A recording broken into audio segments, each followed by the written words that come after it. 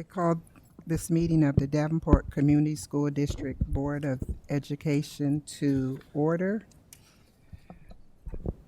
In order to accommodate everyone, the board meetings will be available via remotely if you cannot attend in person on YouTube, and also if you would want to join by Skype, you can join by calling phone number 563-445-5001. The conference ID number is 9732349. We do have Director Potts online, and President Gosa is online as well.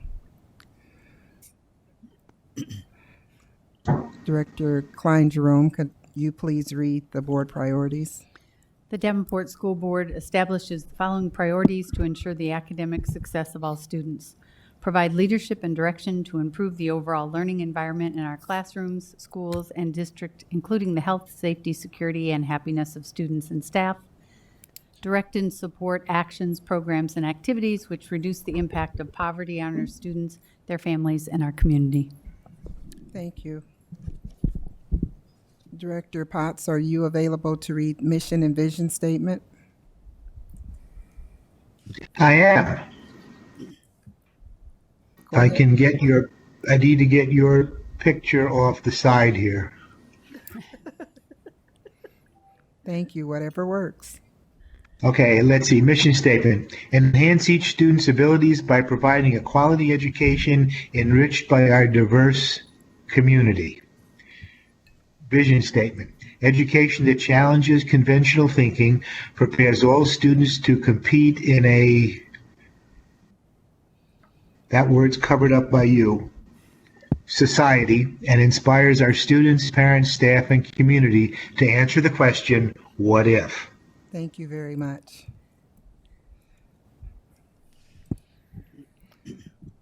We will now. Vice President, before we get started, I request to remove agenda item 11.08 from the agenda.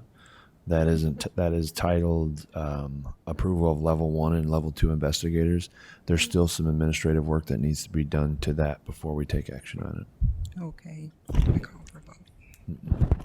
Okay, thank you. We will remove 11.09.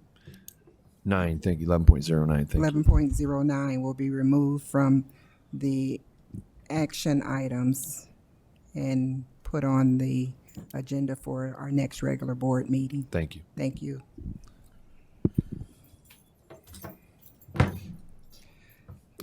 We will now conduct a public hearing on the instructional support levy with the expiration of the instructional support program of June 30th, 2022.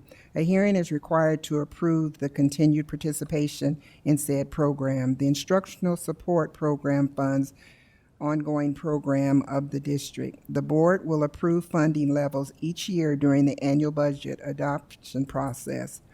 This is an extension to the current program and does not add taxes to the current level of funding. Administrator recommends the board approve the resolution as attached to continue participation in the instructional support program. This program will commence on July 1st, 2022 and end June 30th, 2027. Anyone wishing to speak on this item may do so in person or by calling 563-445-5001 and entering the conference ID 9732349.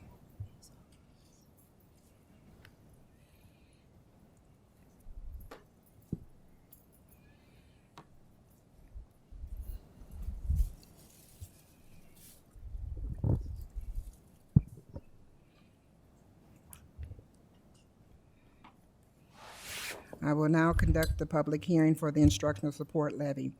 A notice of public hearing and a copy of the resolution was published in the Quad City Times on July 20th, 2021.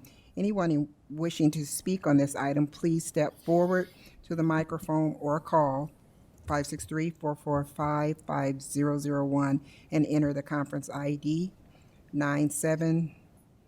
32349. Please state your name and address for the records.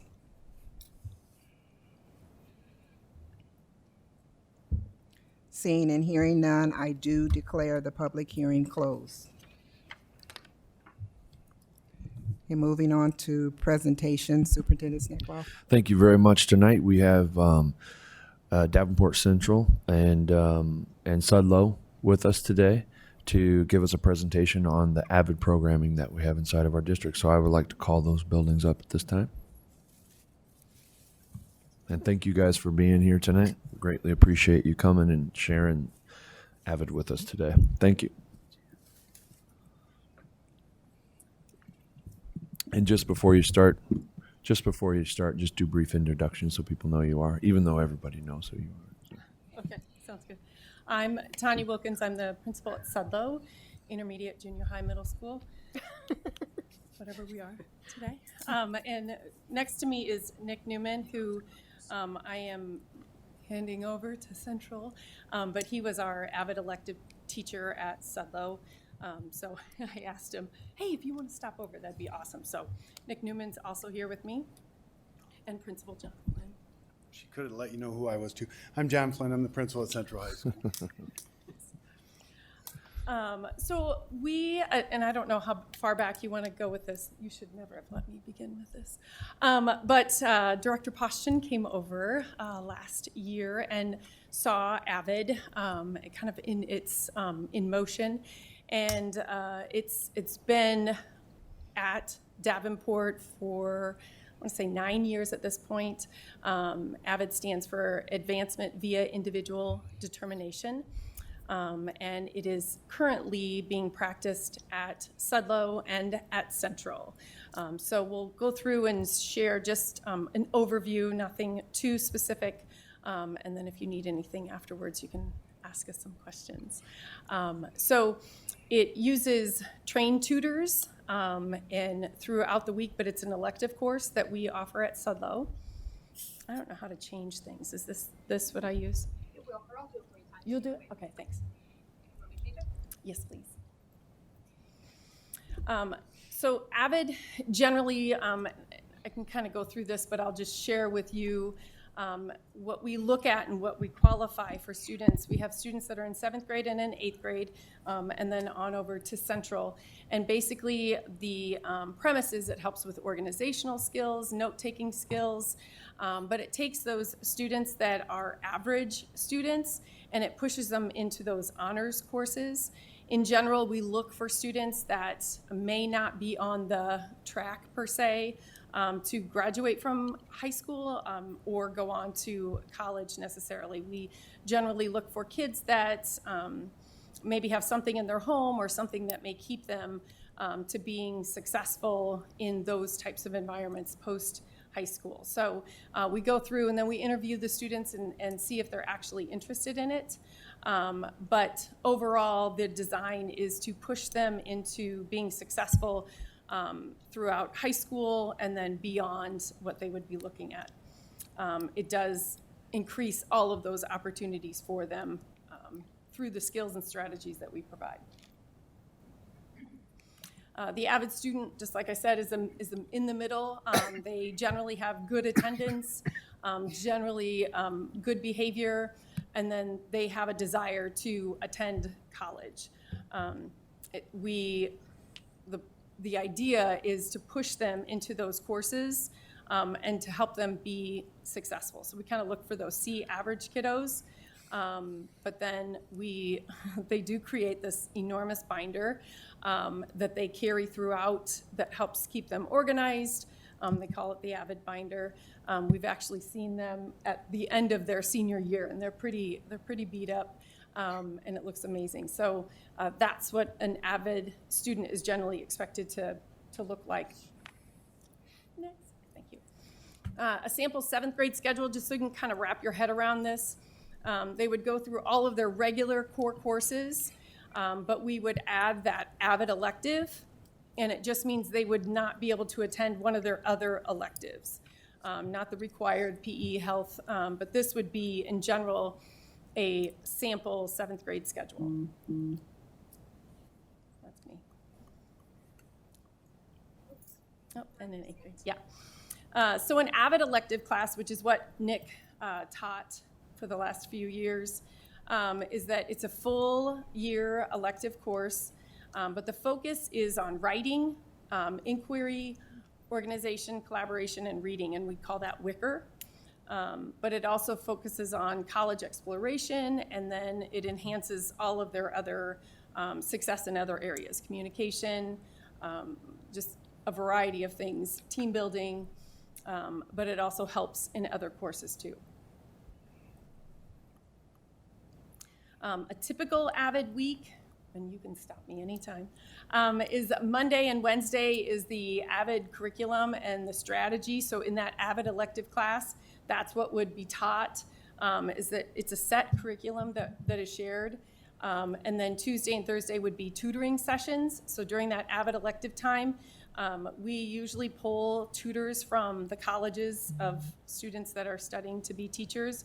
So they come over during those hours, and they support the students. And their tutoring sessions are very structured.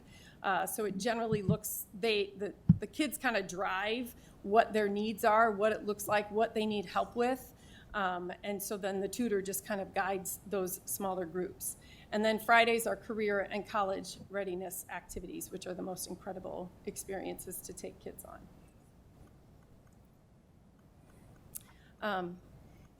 Some of the learning strategies that they're exposed to is writing to learn, reading to learn, and then that focused note-taking. Some people it used to be called Cornell Notes, and that's what some people may be familiar with. Now it's called focused note-taking, and it's explicitly taught how to take notes, which I think is a major benefit for all students, especially if they're going beyond high school. And then it's used in all of the classes.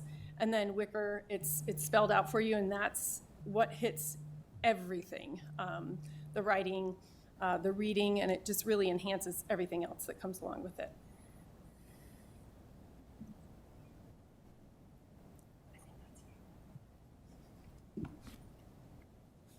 I was going to see how long she would go. We practiced this, and she took one of my slides already, so I was just going to let it roll. Part of the process, as Tanya spoke about, is the tutoring process. And one of my favorite parts about this is that within the AVID curriculum, the instructors are teaching the students to advocate for themselves. The tutors are available. And I will say, and we haven't really mentioned this, I felt like we were rolling at Davenport Central 2 years ago, and then the pandemic hit, and last year really was an anomaly in terms of being able to provide everything that we typically had provided in the past. But within the tutoring strand, along with the self-advocacy, there's a consistent, continuous mechanism for our students to get the help that they need in specific courses. And Tanya spoke about the schedule for the intermediate school. At the high school, we have honors level courses in English paired with our 9th and 10th grade AVID curriculums, and that spans over the course of a year. And then at the 11th and the 12th grade years, 11th grade is currently going to be tied to advanced writing, and 12th grade is a bit of a standalone because in the 12th grade, there's a lot of support provided in terms of college admissions, in terms of FAFSA, and all those pieces that some of these students don't have a lot of exposure to and need a little bit extra help with.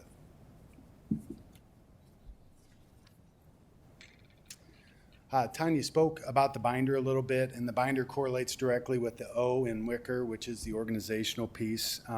As many of you know, the transition into high school is difficult for almost every student, but one of the key pieces that's missing is the ability to stay organized and to keep things in order so that they get turned in and work gets completed. Again, the nice part about this is that the teacher is following up with the students on a weekly basis and is making sure that the things that are in the binder are accurate and that students are staying on top of those things. College exploration itself, we talked about the fact that these students are starting in an honors English tied-in course.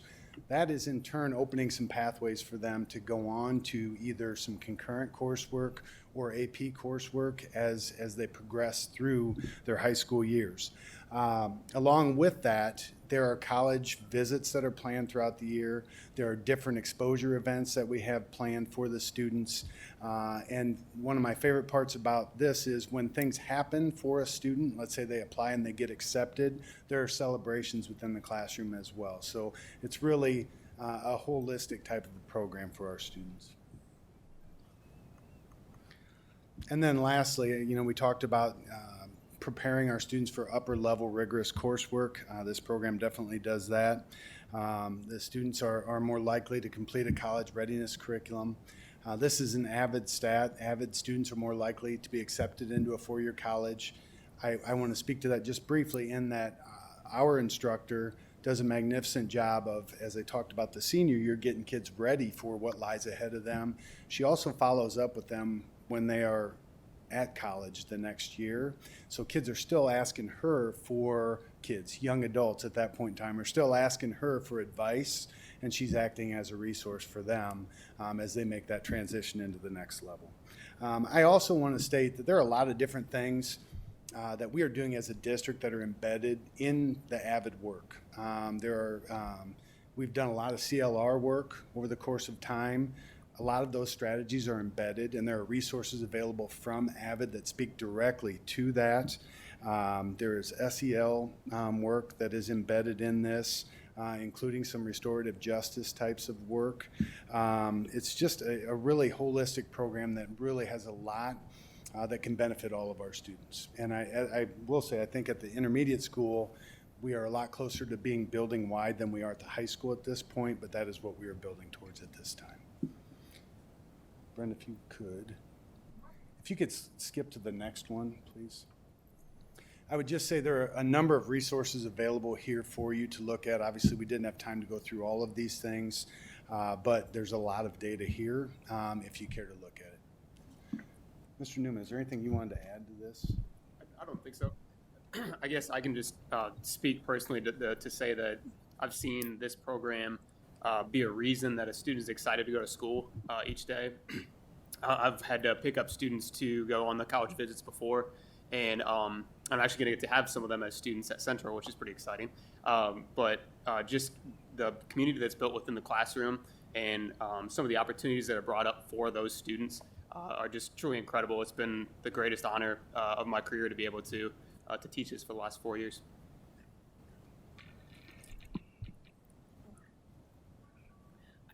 Just one last thing. I promise it'll be really short.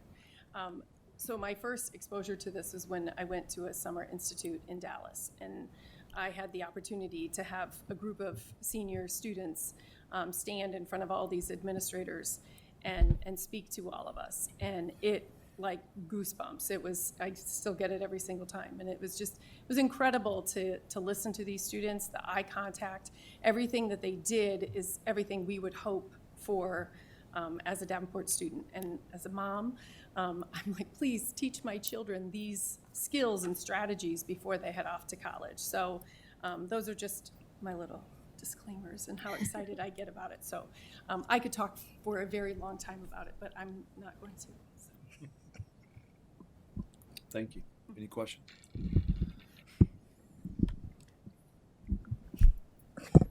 Director Klein-Jerome. Not including last year, but typically how many kids start the program in 7th grade and how many are completing it in their senior year? I can give you the tail end of that question. For this coming school year, our current enrollment, and we're still doing some tinkering, we have 23 ninth graders enrolled, 27 10th graders, 23 11th graders, and 22 seniors. AVID's very structured to be an AVID classroom elective should look like your school as a whole. So the classroom sizes should be about that big and everything else too, just as a follow-up on that. And there's only one AVID elective course that we're currently offering. So we usually begin with about 30 to start off with. Director Beck. I have two questions and one comment. First of all, as a community college professor, I wish all of my students had to do this because I get a good chunk of students who just aren't ready and I can only do so much to teach them how to take notes and how to figure out what's important. And a lot of students are afraid to speak to the professor. I feel like I'm not that intimidating, but they don't want to come to my office hours. It's not just me, though. And so I love that this focuses on those types of things, because so many students, if they just made themselves present, or had a slightly better ability to pick out, the important information, I think, and be a little bit more organized, they would be so much more successful. So that leads into my first question. Aside from four-year colleges, do you guys talk about like EICC, Blackhawk, and the other opportunities as well that we have? So EICC helps me set up my guest speakers throughout the year. I had about 14 even last year. Most of them were in person, and those are people from trades. Those are people from all kinds of professions, Perfect. all different walks of life, just to expose those students to all those options. We explicitly, even in middle school, we explicitly talk about finance and budgeting for college as well, and talk about what it would mean to move away from the Quad Cities or what a smart option would be. And we do all kinds of projects through that type of conversation. Okay, good. And then my other question is a little bit different. So a lot of, even in face-to-face classes now, a lot of what we're doing is moving online, partly because of the pandemic, partly just because of the times. And so students are doing more work that they're turning in that's not on paper, right? How are you incorporating, like, is that, I'm guessing this is a national program, so I'm assuming the curriculum comes from above, but I'm wondering, are you guys teaching any of those digital organizational skills that may not necessarily fit neatly into a binder? Yeah, so we explicitly teach Google Drive organization and all that, and there's structures for that on the Avid website as well. It's really, there's a ton of resources on that website for all kinds of things. But yeah, we talk about that as well, about digital organization. Okay, cool. Thank you. Director Poston. You mentioned in the beginning of your presentation that, Mr. Newman, you were moving on to Central. So what's going to happen at Sudlow as far as Avid teacher? So we've always had a great Avid site team that we led at Sudlow. And so Mackenzie Garnica is actually going to be taking over my position. She's been on the site team for the last couple of years. She's a young, very enthusiastic teacher that focuses on relationships, and generally that's the type of teacher you're going to want for a program like this.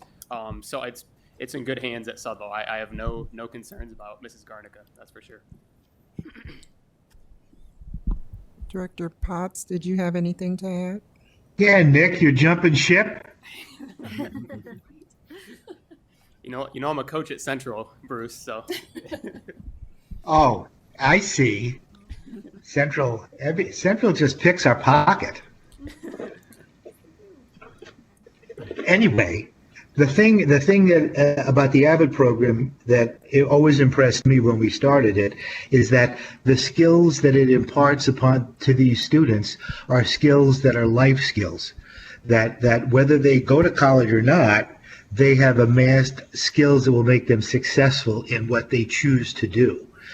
And I think that's one of the hallmarks of the entire program.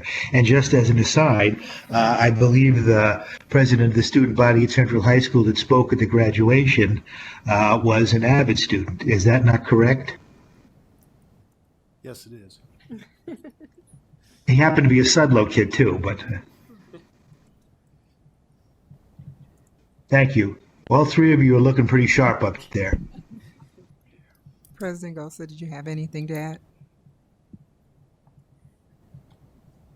Nothing that hasn't already been said. Thanks for the presentation. It's a great program, and appreciate you guys and gals coming to present to us. Thanks for the opportunity. I'm going to say one more thing here. I have a public Instagram that's just at Sudlow Avid. That if you want to see the joy on kids' faces that from this program, check it out. Okay, thank you all very much for your presentation. Could I just ask why it's only at Sudlow and Central versus other schools? Yes. Well, it began with Marianne Corbin when she was at JB. And then it built with the other schools at the time. But my understanding, it's a little I don't want to say expensive, but it became we lost the grant. We went through the grant that we had for it, and that was a John Deere grant at the time. And so when that was finished, SMART and Sudlow had to decide what their next steps were. We stayed committed to the Avid school-wide because we were in it, and the teachers were all in it. And so we stayed on, and Central stayed on. SMART does something similar, but they are with the organization, and they use some of it as an elective course, but not the way that it's done with Avid. So, and they can't call it Avid. I wish it was district-wide. Any other questions? That took care of it. Okay, thank you all so much for your presentation. Now moving on to board reports. Director Beck? I'm just going to take a moment to remind everyone in our community that we're all in this together. And if you are able to get vaccinated, please get vaccinated. Not all of our kids can get vaccinated yet. And so it's important that we all try and help get through this. If you don't want to be asked to wear a mask anymore, the best thing to do is to make sure that we can get rid of this disease. Barring that, I'm going to ask that people wear masks indoors based on CDC guidelines when they can't distance and when there's a lot of people in the room, which is unfortunately going to be the situation in our schools. So if you can, if you feel comfortable, I'm going to ask you please mask up. Thank you. Directors Potts or Gosa? Madam Vice President, Yes. first, well, I only had one. I wanted to thank Anthony Watt for his nicely written article in the Quad City Times covering our Proprocity program and really getting the word out there on that. We greatly appreciate our partnership with stellar reporters like Anthony. So again, I just wanted to thank him for writing that up on that Proprocity so we could get the word out for that. Thank you. Thank you. Director Potts, you had nothing to add? No, ma'am. Okay, I have a couple things here. First of all, I would like to let everyone know that candidate packets are available from the school board secretary or online. Nomination papers must be filed with the board secretary between August 23rd and September 16th of 2021. The election will be held on November 2nd, 2021, in conjunction with our city elections. And also, the school board would like to express our deepest condolence to the Strom family in the passing of Dean Strom, who was with the district for 25 years prior to his retirement. Moving on to open forum. Open forum is a time for members of the community to give input on the board meeting regarding school district issues or concerns. Individuals who want to speak should fill out an open forum request and give it to the board secretary prior to open forum. The open forum request form is available in hard copy for in-person attendees and online for those who want to participate in open forum virtually. The link is located on the school board page of the district website. For those who want to participate virtually, the request must be emailed to Brenda T. at tbrin@davenportschools.org by 3 p.m. on the day of the board meeting. The board will not act on any issues presented during open forum if it is not published on the agenda item. The Iowa Open Meetings Law prohibits action on any issues that is not on the agenda. The president will set the amount of time allowed for individuals to speak during open forum. The board asks that no charges or complaints be made against individual employees of the district or community during open forum remarks that reflect negatively on the character or motives of any person will be called out of order. Anyone not in attendance but wishing to speak in open forum, call 563-445-5001 and enter the conference ID 9732349.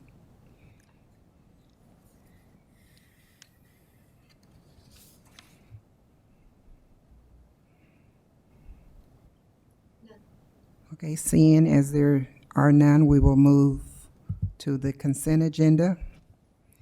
May I have a motion? Madam Vice President, Director Beck, I move that we approve the consent agenda as written. may I have a second? Second.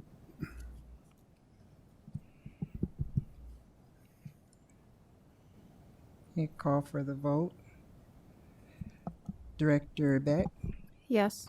Director Poston, Yes. Director Gosa, Yes. Director Klein Jerome, Yes. Director Potts, Yes. Director Snyder is absent, and my vote is yes. The consent agenda passes approved.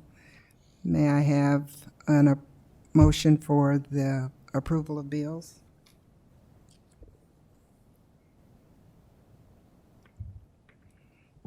Madam Vice President, Director Beck, I move the board approve the recommendation by the administration for the adoption of the bills from the bill listing periods July 21st, 2021 through August 3rd, 2021.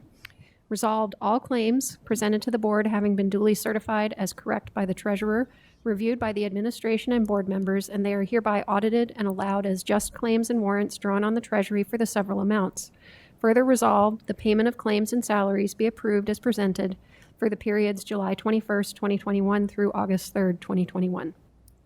thank you. May I have a second? Second. Any discussion? And call for the vote, or, I'm sorry, Director Poston. I think Brenda got all my questions answered, but they were basically all the payments to the various school districts, and that's from this past year, correct? Correct. Okay, so all open enrollment for the entire year. Correct. Any additional questions? Director Potts or Gosa? No. No. Okay, we'll call for the vote. Director Beck, Yes. Director Klein Jerome, Yes. Director Gosa, Yes. Director Poston, Yes. Director Potts, Yes. and my vote is yes. Motion passes. Superintendent report. Thank you. Last week, the Davenport Schools leadership team, along with our school leaders and many assistant principals, went to the school administrators for Iowa statewide conference with the overarching theme of reconnect, renew, rethink. We listened to wonderful breakout speakers. As a matter of fact, the lead speaker of the day, the lead speaker to kick off the conference, had a fireside chat afterwards that Dr. Barney facilitated magnificently. So it was great to watch Dr. Barney operate on the big stage, so to speak, literally and figuratively. The conference was rejuvenating for our administrators to have brand new learning. That is exactly, SAI did a fantastic job connecting it to right where we are. It was exactly what we needed. We also took the opportunity to get all of our leaders around where we're headed this year. And so the rest of the team led our administrators through exactly the direction that we're heading. And it was a very polarizing moment, I would say. It was the first time we had an opportunity to be together, to collaborate with one another, and to exactly see our leadership structure and the plan that we've been discussing all summer long start to come into play. And it was very, I will use the word polarizing. It was outstanding.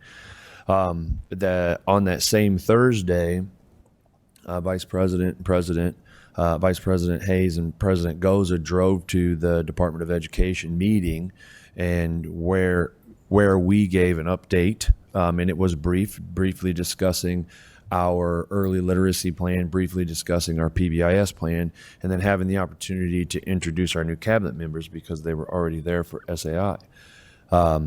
Through that process, I'm trying not to use this word because everything that's in the citations is our plan. we feel very strongly about the direction that we're heading of MTSS, early literacy, and PBIS, and community engagement is exactly what we need to do. And so there was an updated citation sheet that Davenport Schools plan as we move forward, and it's quite encompassing. And so our cabinet has not had an opportunity to digest, get into it, categorize and prioritize our steps. And so we are really looking forward to bringing a more polished citation update to the school board very soon. I will tell you what I noticed from the plan is it really captures exactly what we're doing and the direction that we're heading. And it's very, the plan is very similar to what the school board is always asking for, a Gantt chart, something that I can see, what are the next steps. And so the way that the plan is laid out is very user-friendly, so to speak.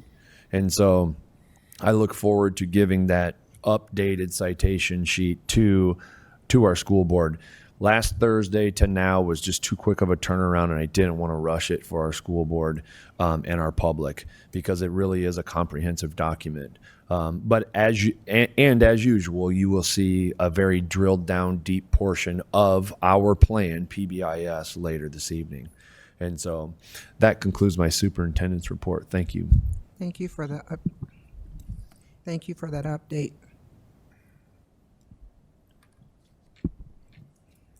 Are there any committee reports? Director Beck?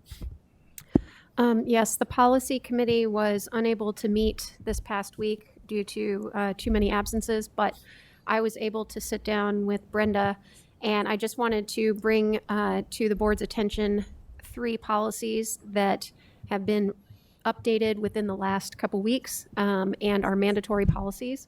And so we have brought them for approval tonight to make sure that we are on board with that. And so they're on our list. It's 401.57, 502.03, and 905.3. Okay, thank you. Anything from Finance Committee? Okay, thank you. Now we will move on to actions requiring, or items requiring action. 11.01. I'm sorry. The adoption resolution to continue participating with the instructional support program. Director Poston? Move the board approve the resolution as attached to continue participation in the instructional support program. This program will commence on July 1st, 2022 and end June 30th, 2027.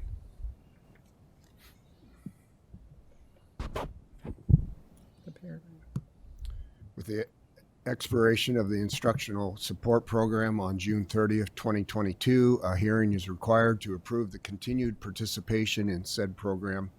The instructional support program funds ongoing programs of the district. The board will approve funding levels each year during its annual budget adoption process. This is an extension of the current program and does not add taxes to the current level of funding. I get a Second. Any discussion? Call for the vote. Director Poston? Yes. Director Klein-Jerome? Yes. Director Beck? Yes. Director Gosa? Yes.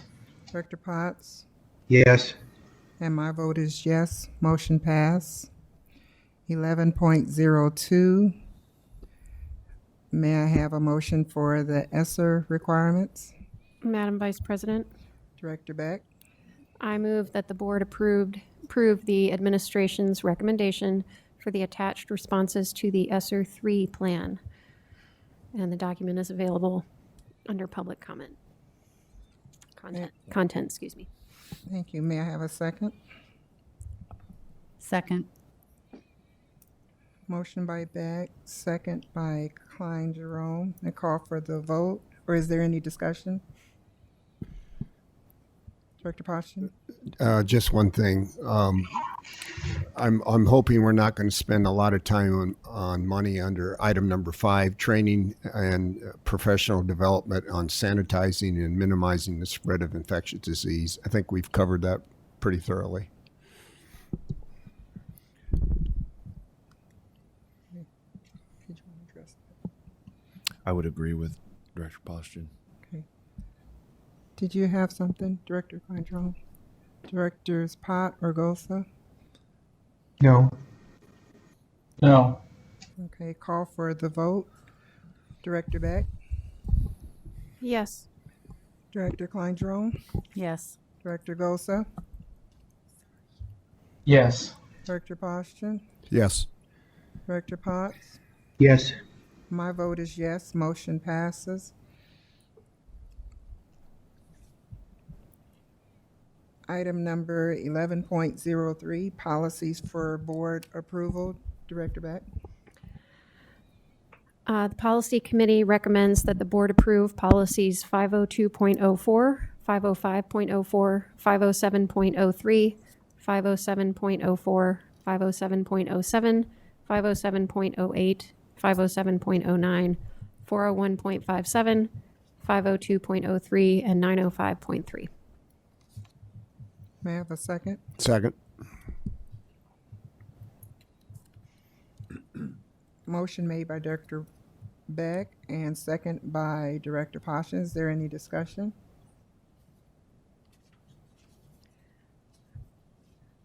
I'm just going to remind everyone that this is we've already discussed all of these policies twice, with the exception of 401.57, 502.03, and 905.3, which, as I said, are mandatory policies and were just updated by the IASB within the last few weeks. Thank you for that explanation.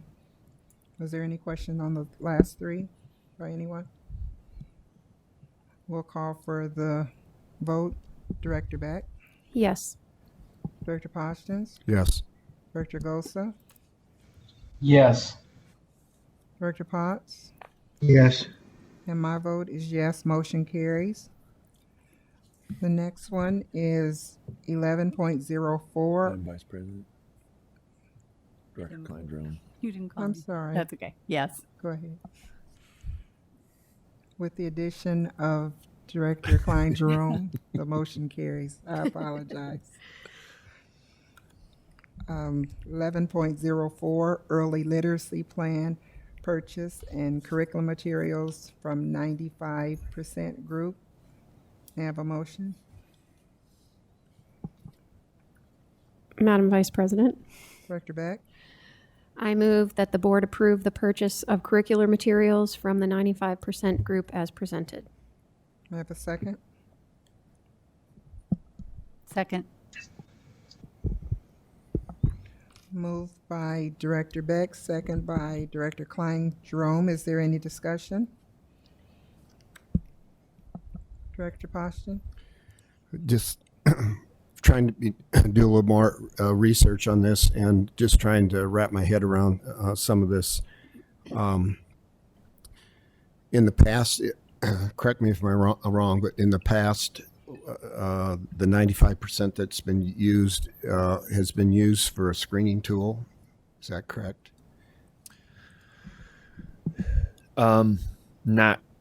Not particularly. Tara, would you like to, or Tara or Dr. Stevenson, would you like to tackle this question?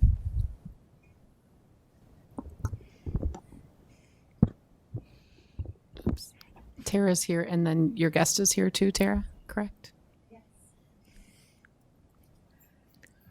So we anticipated some questions, so we asked a practicing teacher to come and potentially answer any of the questions you have. And again, Tara Parrish is really our literacy specialist for the district, who really has a deep knowledge of screeners and intervention tools that we utilize in the district. So, thank you. To answer your question, 95% has a variety of tools. One of them is screening. Is diagnostic assessments, which we do use to help determine where a student's deficit is so that we can target interventions, but they have additional products as well for classroom instruction. So the 95% that's currently being used, has that been for just remediation only? It's largely been used for remediation, but we've also used it in whole group as well to help fill some deficits that students have. Okay. My concern is with the program or with any program is what it's going to do for the child that is above average, is at reading level. Again, my concern is this child becoming bored in the classroom.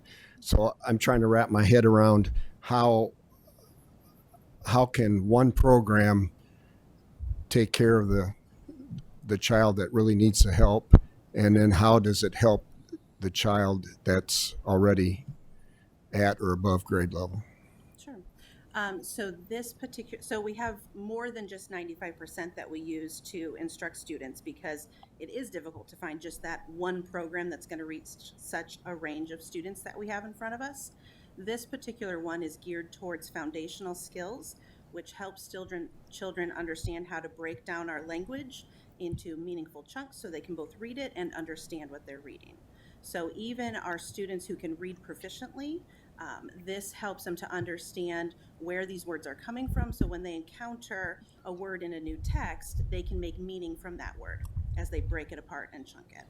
So even for our students who are at or above grade level, it would still be a benefit for them to be able to understand where our language comes from, how words are formed, and make meaning from those individual pieces of a word in order to gain the larger meaning from texts that they encounter down the line in chemistry and biology and physics, things like that.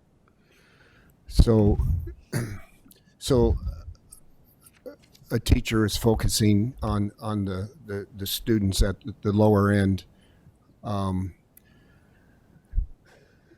those above average students. I mean, are they just going to be set aside?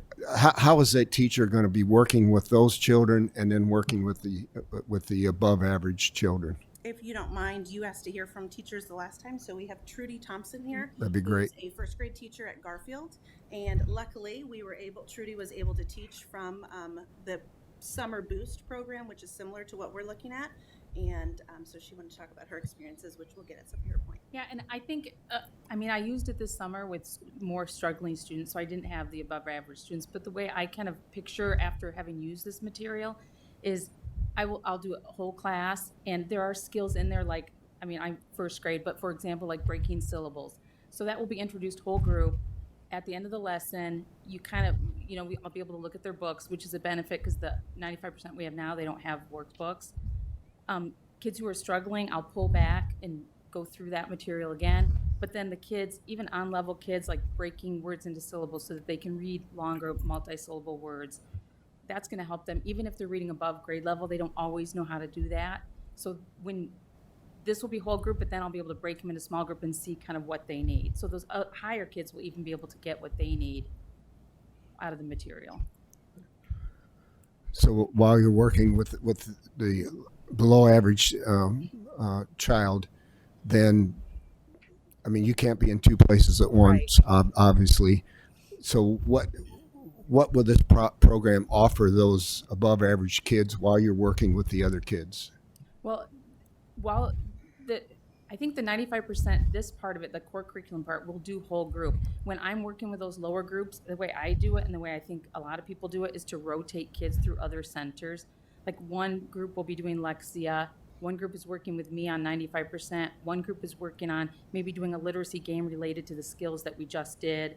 And you can kind of differentiate some of those words and the skills so that as they rotate, they will be working on, words that are more at their level. But then they all rotate through meeting with me, even the higher kids. But I'll be able to use whatever I'm learning, seeing in their book, things they need to work with them in small group too. So your past experiences with Wonders and some of the other curriculums, it seems like we have a lot of turnover of curriculum. What's your thoughts on past curriculums, and some is being dropped? We're keeping part of Wonders. What's your thoughts on that? Well, I think this curriculum is a lot more systematic, really building on the next thing a lot more explicitly, much more than Wonders was. So that's a huge part. But also the way that the lessons work, they are letter sounds. I mean, it's lots of skills. It's letter sounds, it's syllables, it's writing, dictated sentences, it's reading short passages. Whereas with Wonders, like maybe we had a passage from Wonders, and then we would have the phonemic awareness from 95%, and then, there wasn't a lot in phonics, so we were grabbing other materials. And this will, I think, enable me, but also I think it'll be new teachers will find it really helpful because they won't have to grab from all these pies. It's one, everything's there together. Thank you. Director Beck? I think, so I had a lot of questions as well, and I'm glad there's a classroom teacher here who, this is, in my understanding, and I was able to look at some of the materials and some of the 95% small group that you currently use, and it's very scripted. And so it's not, you're not learning an entirely new curriculum in order to Right. deliver Right. these skills. And these are skills you're already teaching, right? And so Yes. I think that's what we have to remember is that you're not doing anything different in the classroom. You still Right. have whole group time. You've always had whole group Yes. time. And then you break into smaller groups Yes. that target the reading level of that group. Right. Right? Exactly. Yes. Okay. So in that sense, we're not doing anything different. It's Right. just a different product that can cover more of those small groups. It's more of a one-stop shop, I guess I look at it as. I don't have to try to find materials from all different areas. And I mean, I've been teaching a while, so I could fill in, but I think new teachers especially, this would be, yeah, you can supplement it and you can bring in, different pieces, but you don't have to. So somebody who's brand new can pick it up and make sure everything is being hit like it needs to be. Yeah. Okay. And so you found it fairly easy to use this summer, Very even though it easy. was something that you hadn't used before. Right. Very easy. Yes. Okay. Okay. And I think one of my other questions was just about being able to pilot it, but and we talked about that as a group last week in our committee of the whole meeting. But I appreciate the fact that you were able to use this and can speak to its ease of use. And Yes. I'll say that the people I've spoken to weren't too concerned about, they weren't being thrown something brand new right away, or that they had to learn. Yeah, and we had a little training ahead of time, and Yeah. when you're starting something new, not really sure how it's going to work, but after the first day or two, like you get the format, you understand how the lessons are laid out, very easy to use, yes. Okay. That's good to hear because we want to make sure that everybody's using it the way it's supposed to be used as well. Fidelity is important. So thank you for sharing your experience with us. Yes, you're welcome. Director Kleindro? And here, putting you on the spot in front of everybody. Your colleagues that also taught summer school, were they embracing this program as much as you are?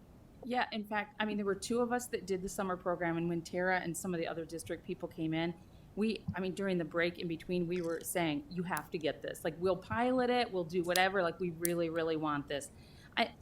It hits the skills, but also, like, the workbook, the kids each have their own workbook, amazing, because the kids can chart, they watch their progress. Because it was the summer school, we would go out to the cars to walk the kids. So you're showing the parents, like, look what they did when they came in, and look what we're doing now. For the kids to see that, for the parents to see that part was really, really good. But yeah, we're in fact, if the other person who taught it with me, if she wasn't taking her son to college, she was going to come. She wanted to come also. So yeah, we were both big fans. Good to hear. Director Potts? Yeah. Don't we still have some teachers that are employing in their classroom the 95% block of instruction now, even though it's not required? Yes, they are. They're just utilizing a variety of materials where this one would cover all of those skills versus having to use multiple resources. Yeah, because I spoke with one of those teachers today, and very excited about this new version. I'm going to quote this person. She's using the 95% now in her classroom, and she says it's my most powerful time of the day. That's a pretty good endorsement. Yes.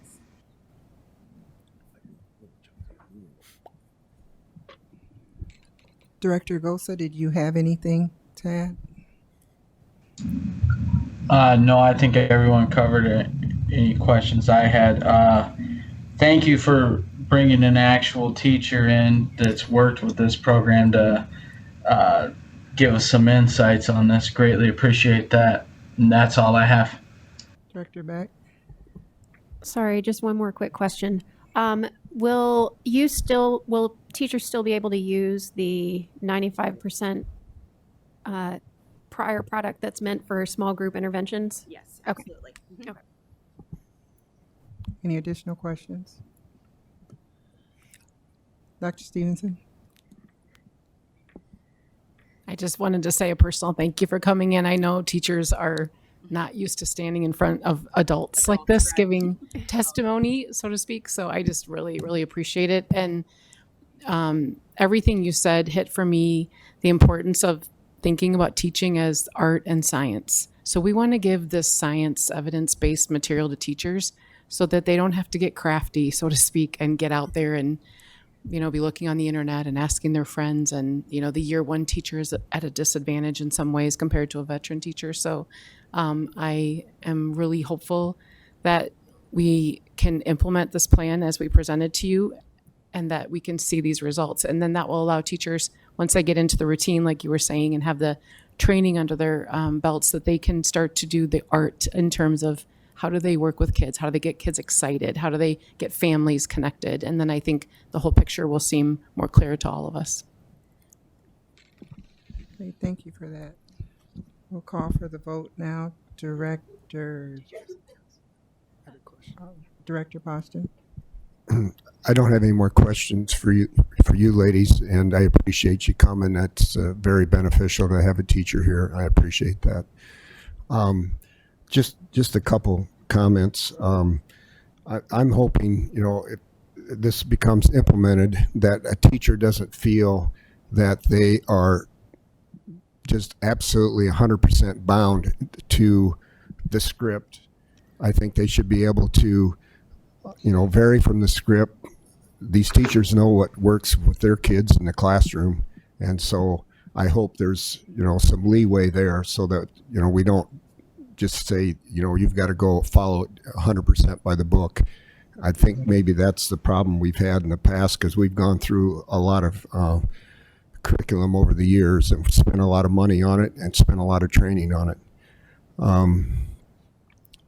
The other thing, and I pointed this out at the committee of the whole meeting, and again, we had summer school available for our kids, and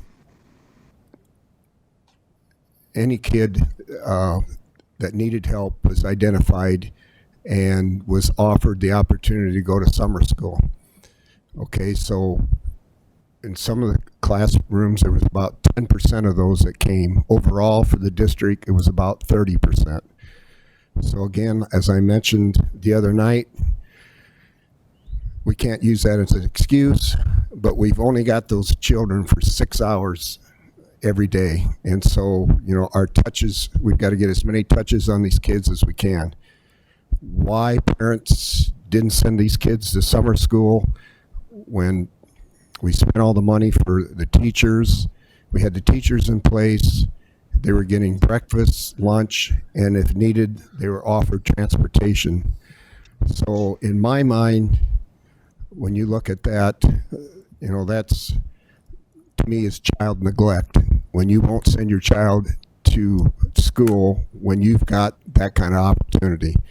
So again, the school district can only do so much, and I applaud the teachers for working hard, but we spent a lot of money on this summer school program, and very few students benefited from it.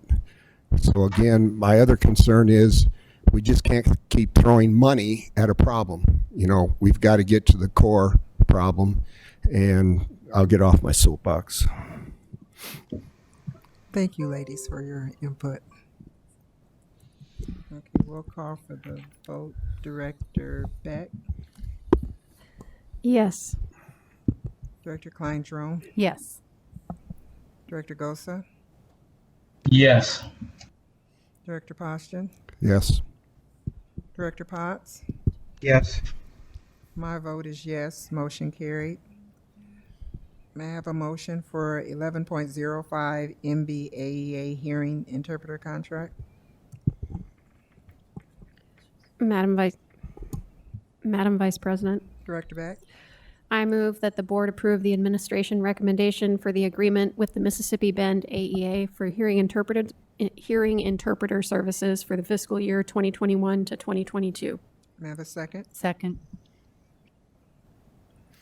Moved by Director Beck, second by Directors Klein Jerome. Is there any discussion?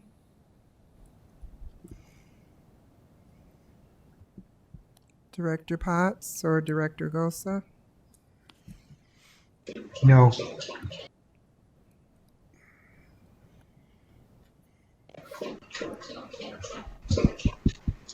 We'll call for the vote. Director Beck? Yes. Director Gosa? I didn't make the second, so I think you got to call on Director Klein Jerome first, and then I can give you my. Oh, I'm sorry, Director Klein Jerome. Kind of getting a complex here. No. Yes.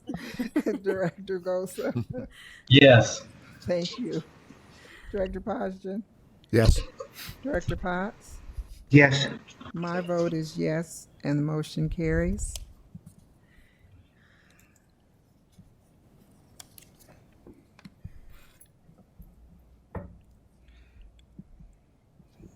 Next one is 11.06 MBAEA Compensatory Education Agreement. Madam President, Director Kleindron? I move the board approve the compensatory education agreement with the Mississippi Bend AEA commencing July 2021 and terminating June 2022 as presented. May I have a second? Second.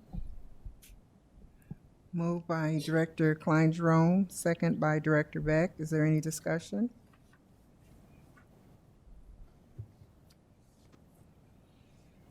Madam Vice President? Director Potts? Yeah, I thought we were going to get some hard data on that, on how many students were still out there and how much, what's the timeline that's been extended and those sorts of things. Okay, Superintendent Sneckler? Yes, thank you for that question, Director Potts. We have the compensatory education presentation due, I think it's scheduled for the August 23rd school board meeting. So the agenda committee, with this being so full, not knowing how long with several presentations would take, we have that planned for the August 23rd presentation for the school board. So you want us to vote, the agenda committee is proposing that we vote on this before we see what the data is. So this is a proposal to allow us to continue to use AEA as a resource for helping us find teachers to provide compensatory education, which many of them are our educators as well. So this is not to this is kind of an upfront agreement which would allow us to continue a very successful avenue for completing compensatory education for our students. Okay, Does that I answer your understand. question, Mr. Yes, it does. Thank Okay, you. Thank you, Director Potts. So just basically the contract to have them available and on hand. Exactly. Okay, and the data will follow up. August 23rd. I Okay, believe thank that's what we had that scheduled. Okay, thank you for that explanation. Director Gosa, did you have anything to add? No, I do not. Okay, we're ready to call for the vote. Director Kleindron? Yes. Director Beck? Yes. Director Gosa? Yes. Director Poston? Yes. Director Potts? Yes. My vote is yes, and motion passed.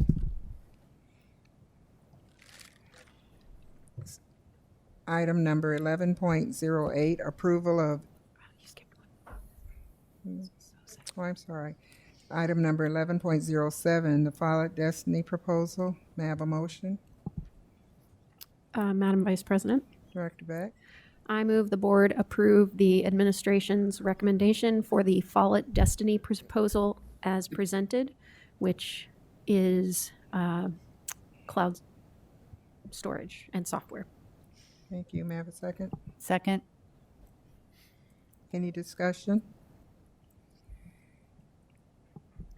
Oh, just reminding the public that we discussed this previously, and this is the library system that allows us to track books. Thank you, Director Beck.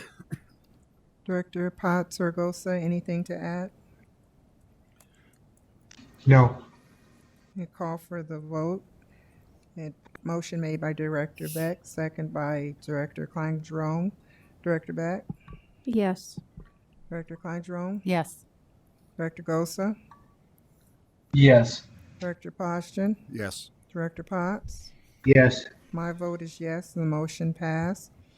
Item number 11.08, approval of equity coordinators. May I have a motion?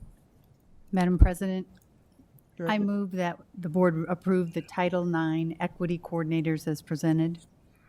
May I have a second? Second. Any discussion? Director Beck? Just a quick question. We removed the level 1 and 2 investigators. Do we need to have these in place before school starts? Our goal would be to get them on the next regular board meeting, yes. Which is the first day of school, Yep, correct? 23rd. Okay, thank you. Yep, thank you. Any additional discussion? Motion made by Director Beck, second by, I'm sorry, Me. by Klein-Jerome, I made the motion. and second by Director Beck. It's almost the same order on each one. Call for the vote. Director Klein-Jerome, Yes. Director Beck, Yes. Director Gosa, Yes. Director Poston, Yes. Director Potts, Yes. and my vote is yes. Motion passes.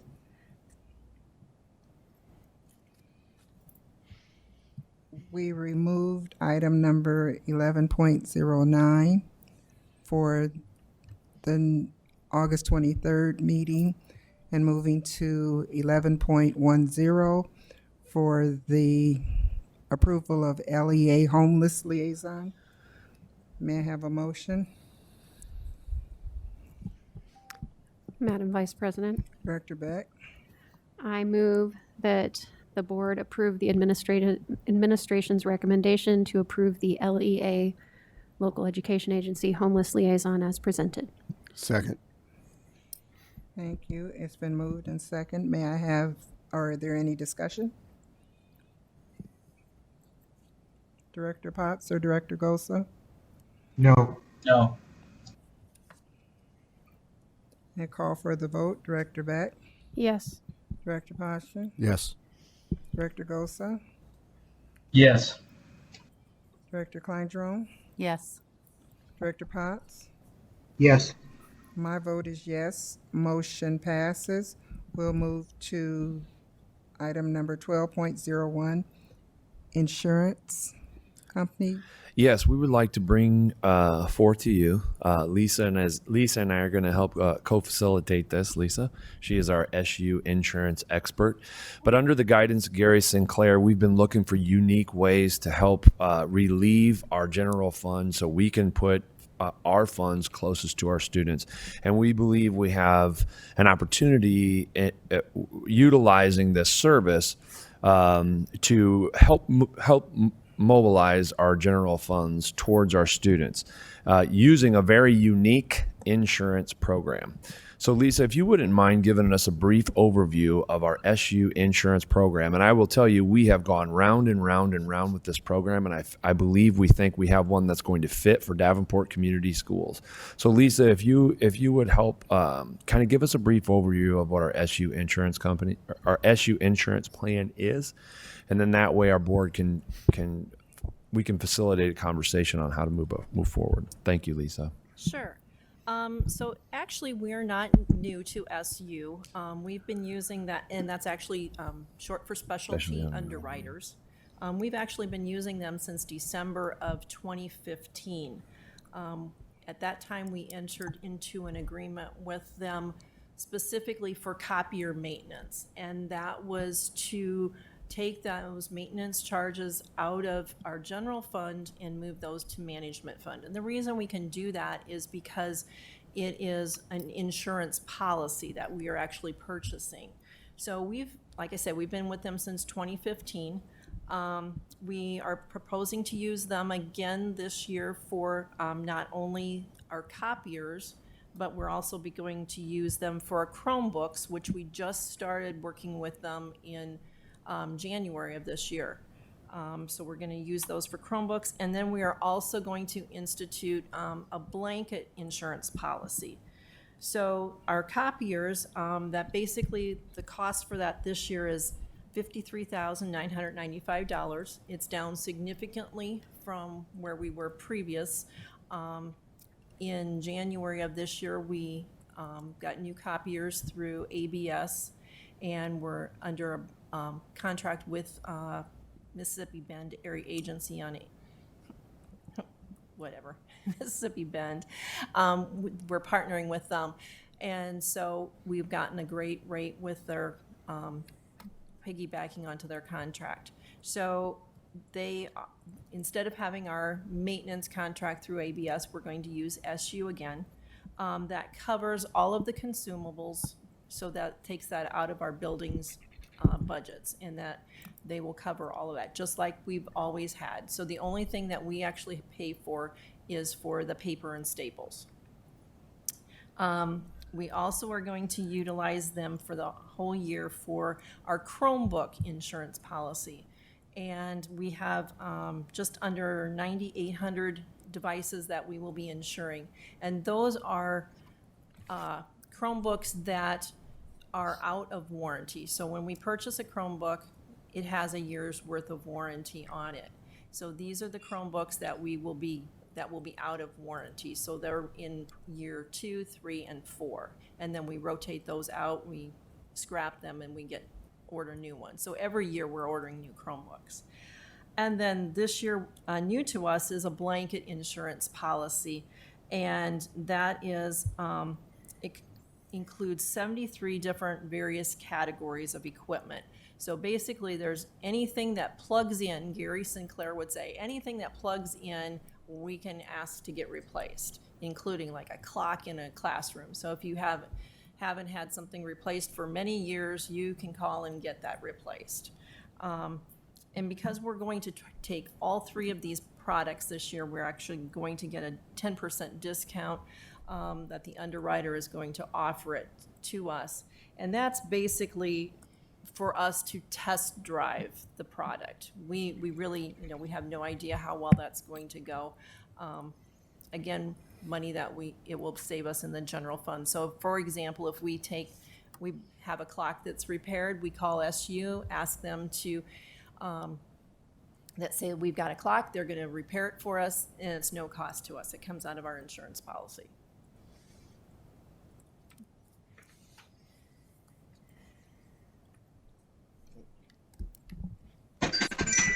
Is there any kind of deductible before these start to get covered? No, there's no deductible. 100% covered. Mm-hmm. And what fund did you say we're not taking out of general fund? Where is it coming from? It comes from the management fund. Okay.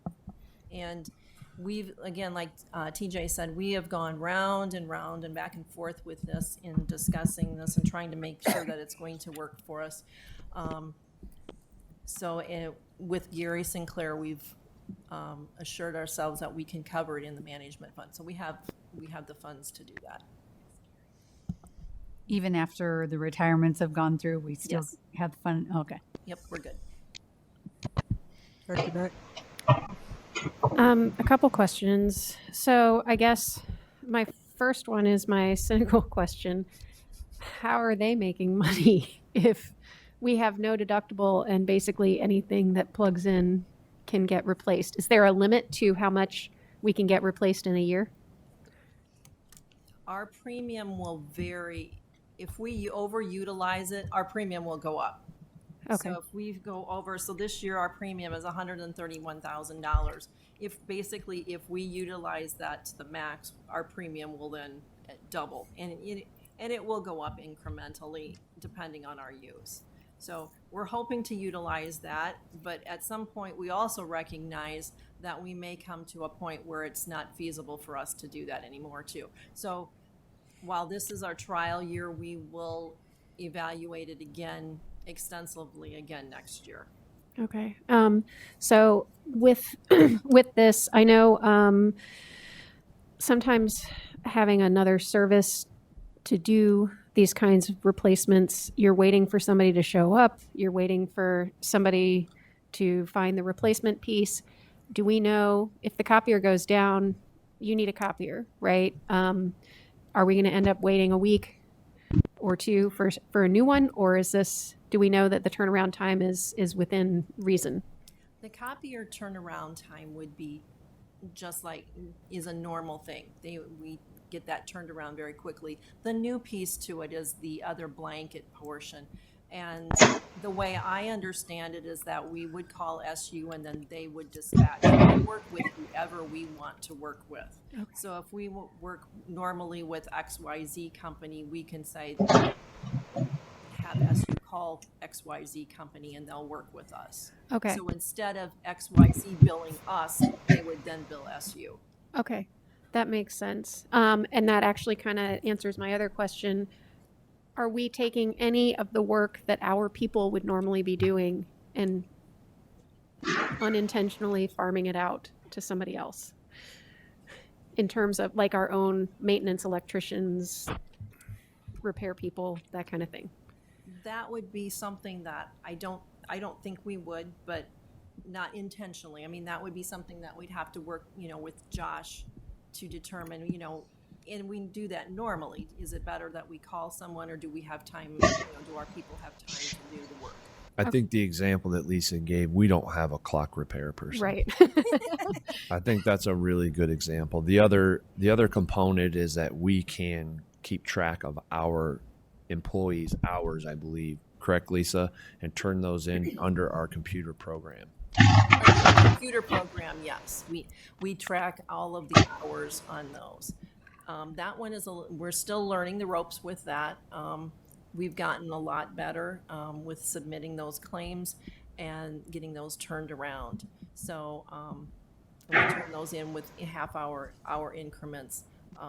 But with the blanket policy, that's more of just a regular insurance.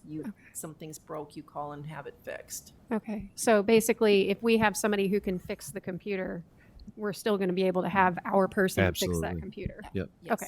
definitely. Okay. Thank you. Director Poston? Really, the insurance company will have nothing to do with repairs. I mean, you're going to have it repaired by whoever. Yep. The insurance company's just insuring. They're Exactly. not repairing. Exactly. Director Potts or Gosa? Do you have anything? I don't have anything. Is there additional information that may be needed from Lisa in order to vote for this when it comes on the agenda? Hey, thank you so much for that, Lisa. PBIs. Thank you. Thank you. Up next, we have Davenport's PBIS implementation plan. And tonight, to present to us, we're going to have Dr. Klipsch and Mrs. Talbot, the assistant principal at SMART, do our presentation today. But our entire cabinet is involved in this, so they'll be able to answer questions along the way as well. So, Nicole and Jake, thank you very much for coming and presenting to us today. I'm very excited. As I stated earlier, this would be what we've been considering a citation update, because this is exactly what our work has been and the direction that we're heading. It's our plan. So thank you. Thank you very much for being here. Absolutely. Thank you, Superintendent Schneckloff. Next slide, please, Brenda. Ms. Talbot and I are very excited to share with you tonight some of the work that our PBIS implementation team has been doing in regards to our priority for PBIS work. And we also know that PBIS is something that many people in our district, within our buildings, within our classrooms have been doing for many years. So this is, we're excited to take that to that next level. We also know that our data shows that we have much work yet to be done. And we want to focus on ensuring that all students, that all staff, that all of our families feel safe, engaged, and connected in our schools. So we are excited to really dig into this work. We've asked Ms. Talbot to join us tonight for two reasons. One, because she is on our PBS district implementation team and has been a part of that work, and she's a great leader in supporting that.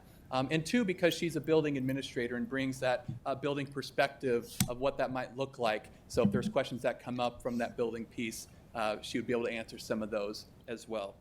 You'll also notice that tonight our presentation structure and format is going to look very similar to the structure and format of the early literacy presentation. And that's because we're really focusing in as we dig into some of these things with the continuous improvement process, which you're going to hear more about tonight. You heard about it last week. So how we do business in Davenport is becoming systematized so that we're speaking the same language and ensuring that we're doing things with intentionality. Next slide, please. So you saw this slide last week. It is the definition of our multi-tiered system of supports. Again, you saw it last week, so I'll just give 30 seconds for you to kind of review and refresh yourself on that definition for a moment.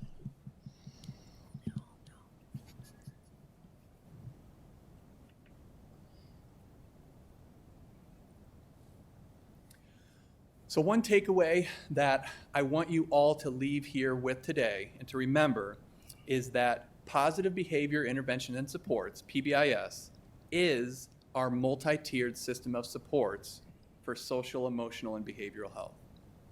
PBIS is our multi-tiered system of supports for social, emotional, and behavioral health. PBIS was developed and endorsed by the U.S. Department of Education's Office of Special Education, as well as the Office of Secondary and Elementary Education, and it's supported by 40 years of research. Our schools are committed to providing the tiered levels of support to ensure that all students have the opportunities to be successful while maintaining a safe and supportive learning environment for all students.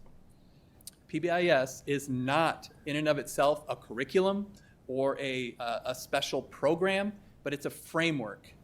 It's a multi-tiered system of supports, as you keep hearing me say, for using data to make targeted decisions to benefit individual students. And this definition, as I mentioned, is what the state of Iowa uses and reminds us of the importance of data, of student-focused supports, and the use of evidence-based practices by staff. And as you very well know, it is a priority plan in our district in the implementation of PBIS to take our district to that next level. Next slide, please. So on this slide, I want to draw attention to the work of crisis response and violence prevention last year. As you are very well aware, that was our priority focus last year. And as one of the leaders of that work, I could not be more proud of the great steps and the great strides we made in the work of CRVP. We showed through the progress we made how as a system we can make enormous strides when we have a specific focus, district-wide, with our partnerships, and we're all rowing in the same direction. And as we move our focus into PBIS, it's important to identify the relationship between CRVP and PBIS. So the intent of this slide is to provide a graphic representation of how PBIS and CRVP are embedded into the same multi-tiered system. CRVP is not a separate focus. And as you can see, it's embedded within that MTSS. So similar to what you learned last week about early literacy, both CRVP and PBIS provide universal instruction of the desired behaviors in our schools, which is represented in that green section. We provide small group and targeted interventions to students that need that extra support.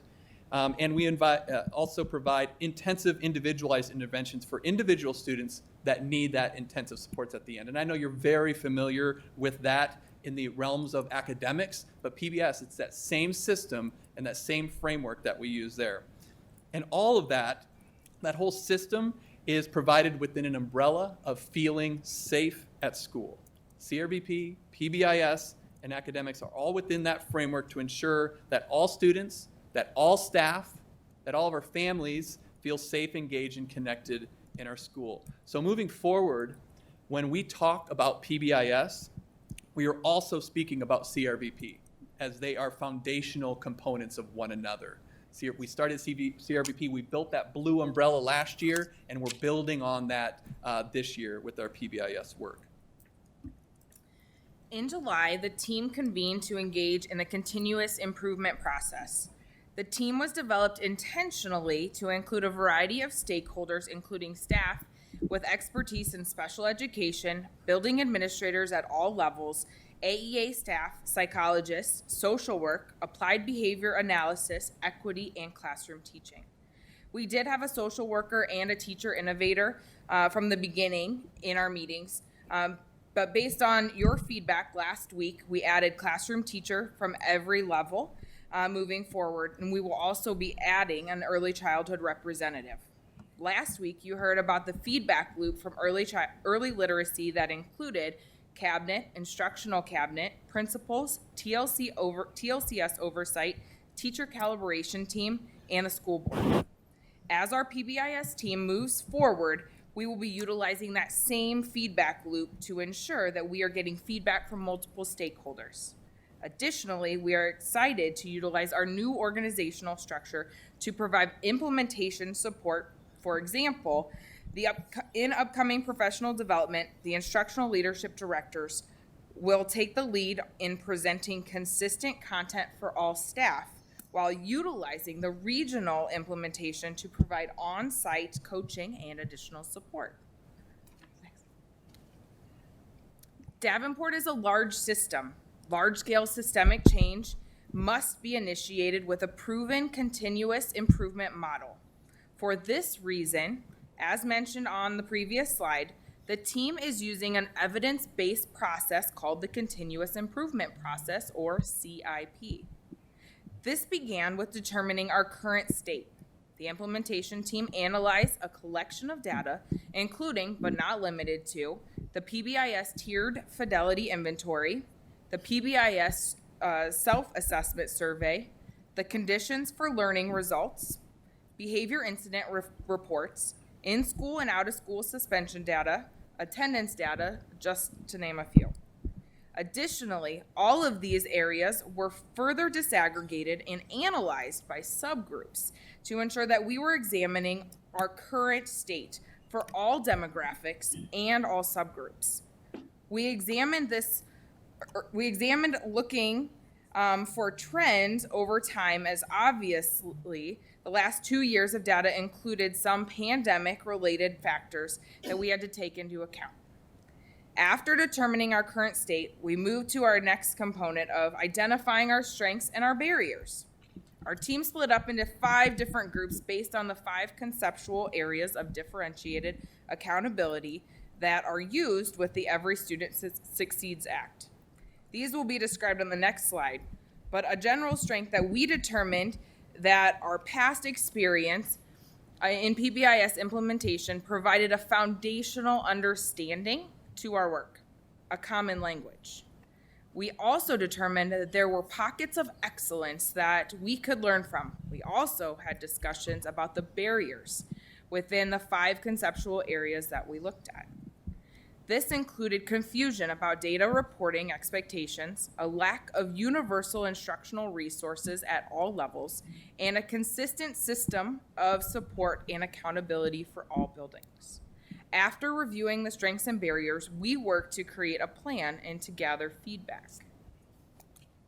Thank you, Ms. Talbot. Next slide, please.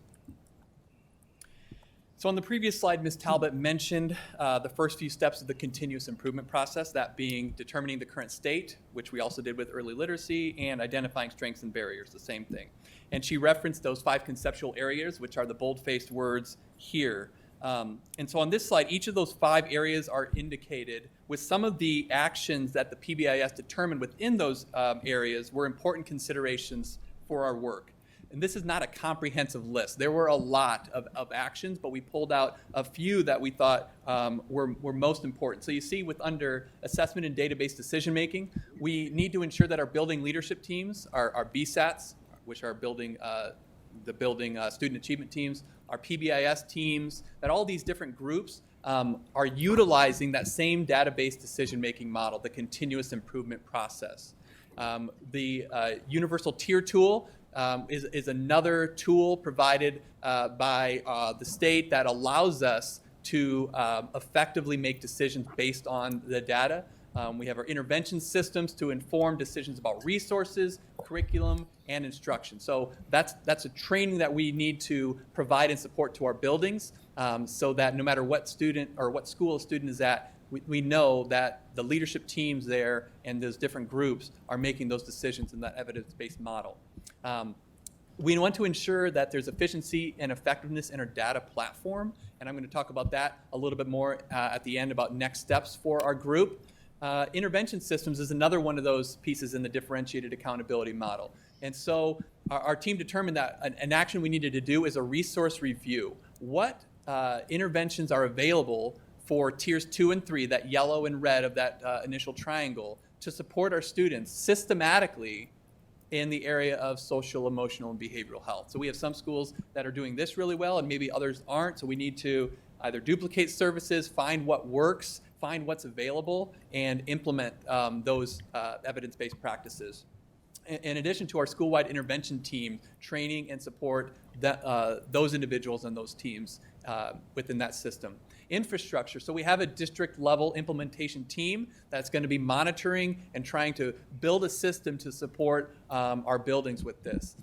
In addition to that, all buildings will receive coaching and technical assistance to support that Tier 1 level, which is really going to be our dominant focus for this year of social, emotional, and behavioral health. And this is a pre-K through 12 program. Now, early literacy, as you learned last week, is a predominant focus. So we don't want to strain the system. So initially, we're focusing on the secondary schools, one, because the data supports that's a good first place to start, but also because we want to ensure, again, that we're not straining the system by putting too much on teachers at one time. Within universal instruction, again, the same idea of a curriculum review, identifying gaps. What are the non-negotiables for our core instruction for social, emotional, and behavioral health? What is that curriculum? When is it taught? How do we embed that into everything that we do? And finally, leadership. We recognize we need a detailed delegation of who is responsible and accountable for the steps within the plan, as well as coordinated feedback loops that Ms. Talbot mentioned to get feedback within leadership for better dissemination of information. And a clear system of support and accountability by myself, Dr. Barney, and Mr. Driscoll as instructional leadership directors. Next slide, please. This slide is included to further demonstrate the essential components of our plan. The full PBIS plan is linked in the implementation at the top. This is just one snapshot of the assessment and database decision making, also known as ADBDM. And this is one of the 5 conceptual areas that are included in the implementation plan, but it is only providing just an example of our roadmap. And so if you can click on that link, Brenda. So the 3-year plan for this document is still in progress, but you can see that it includes who is accountable and responsible, the data that we will use to determine the implementation, the deadlines, and implementation status. Actions have been identified over the course of 3 years in response to the need to be a long-term and sustainable program and not just a 1-year initiative or just one more thing to ask staff to do. This will continue to be revisited and revised to monitor our fidelity and our implementation.